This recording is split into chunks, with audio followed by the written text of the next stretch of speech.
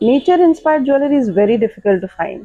Today at Amayra jewels हम आपके लिए लाए हैं एक nature inspired jewellery pendant set. Look at this beautiful light weight minimal pendant set. ये स्प्रेड विंग्स है बर्ड के, ये ग्रेसफुल बर्ड से इंस्पायर्ड की गई डिजाइन है।